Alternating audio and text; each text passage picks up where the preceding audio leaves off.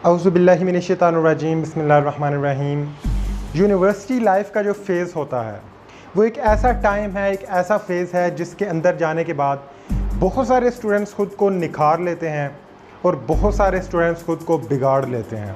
और ना सिर्फ ख़ुद को बिगाड़ते हैं बल्कि अपने करियर, अपने फ्यूचर सब कुछ बिगाड़ लेते हैं इन्हीं गलतियों की वजह से जो आज मैं आपको बताऊंगा। ये गलतियां मैंने किसी किताब में नहीं पढ़ी और ये कोई फ़र्ज़ी बातें नहीं हैं।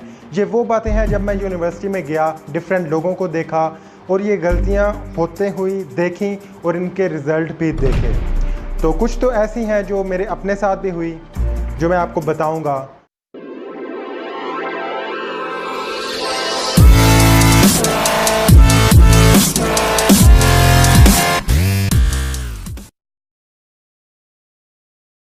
यूनिवर्सिटी का जो पहला दिन होता है, किसी को कोई पता नहीं होता कि ये जो मेरे साथ बैठा हुआ है, जिससे मैं बात कर रहा हूँ, ये कैसा है, क्या ये अच्छा है या बुरा है, इसके अंदर क्या अच्छी आदतें हैं या बुरी आदतें हैं, क्या ये पढ़ने वाला है या नहीं है।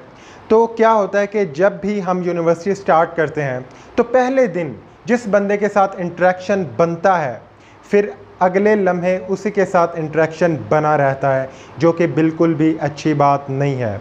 अच्छी बात क्यों नहीं है? क्योंकि हो सकता है वो बंदा सही ना हो, क्योंकि स्टार्टिंग में सब अच्छा ही दिखते हैं, कोई पता नहीं होता कैसा है, सब एक जैसे होते हैं क्योंकि सब कंफ्यूज्ड होते हैं, किसी को कुछ क्लियर नहीं होता। लेकिन जैसे ही कन्फ्यूजन उतर जाती है, सीनियरिटी आ जाती है, तो फिर पता चलता है कि अच्छा ये बंदा ऐसा है और ये ऐसा है, और वो भी कुछ देर गुजरने के बाद। तो जब मैं यूनिवर्सिटी में गया था तब एक ऐसा स्टूडेंट जो बहुत इंटेलिजेंट था, हार्ड वर्किंग था, मतलब उसके मार्क्स भी अच्छे थे एफएससी में और पढ़ाई में भी वो अच्छा था, लेकिन उसकी फ्रेंडशिप एक ऐसे बंदे के साथ हो गई जो उसका यानी कि दोस्त सही नहीं था और उसने गलत ट्रैक पे उसको वो ले आया बाद में।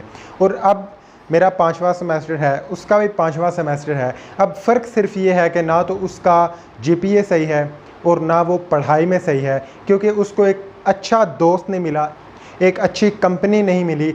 अगर उसका दोस्त अच्छा होता, कोई वो अच्छा दोस्त बना लेता, तो आज वो उस लेवल पे ना होता कि आज जहाँ पे वो मौजूद है। तो यहाँ पे मिस्टेक ये है कि एक ही बंदे के साथ इंटरेक्शन रखना स्टार्टिंग में आपको करना ये चाहिए कि जितने भी क्लास में स्टूडेंट्स हैं सबके साथ थोड़ा बहुत इंटरेक्शन डेवलप करो, सबके साथ बातचीत करो, और बाद में जो आपको बंदा लगे कि हाँ यार इसके गोल्स हैं, इसने कुछ करना है, ये वाकई में पढ़ने आया है और अपने पैसे हलाल करने आया है, तो उसके साथ मज़ीद इंटरेक्शन बढ़ाओ और फ्रेंडशिप करो। तो अगर मैं अपनी बात करूं, जब मेरा पहला सेमेस्टर था तो तब मैं अच्छा खासा पढ़ता था, लेकिन उस वक्त हमारे कोर्सेज़ में केमिस्ट्री थी जिससे मुझे बिल्कुल एलर्जी थी। और एक बार वहाँ पे जाके पढ़ाई का एक नया सिस्टम होता है, बंदा उसमें यूज़ टू नहीं होता क्योंकि हम एनुअल सिस्टम दे के आए होते हैं, तो वहाँ पे एडजस्ट होने में थोड़ा टाइम लगता है। तो मेरा जीपीए कम आ गया था, इतना भी कम नहीं आया था, 3.3 आया था। तो अब मेरा 5वां सेमेस्टर है, उसको इम्प्रूव कर करके अब मैंने 3.48 कर लिया है CGPA ओवरऑल। तो अब यहाँ पे गलती ये हुई कि स्टार्टिंग में जो मेरा GPA है वो इम्प्रूव हो सकता था, बढ़ सकता था, बट मेरी मिस्टेक की वजह से वो बहुत अच्छा नहीं आया, हाँ नॉर्मल आ गया। लेकिन अब मैं बहुत ज़्यादा मेहनत करूँ तो 3.5 से ऊपर जा सकता है, और ये गलती आप लोगों ने बिल्कुल नहीं करनी है। स्टार्टिंग में पहले सेमेस्टर में जितना जीपीए ले सकते हो उतना लो, क्योंकि जो पहले सेमेस्टर का जीपीए है वही आपकी ईंट है, उसके ऊपर पूरी बिल्डिंग खड़ी होने वाली है।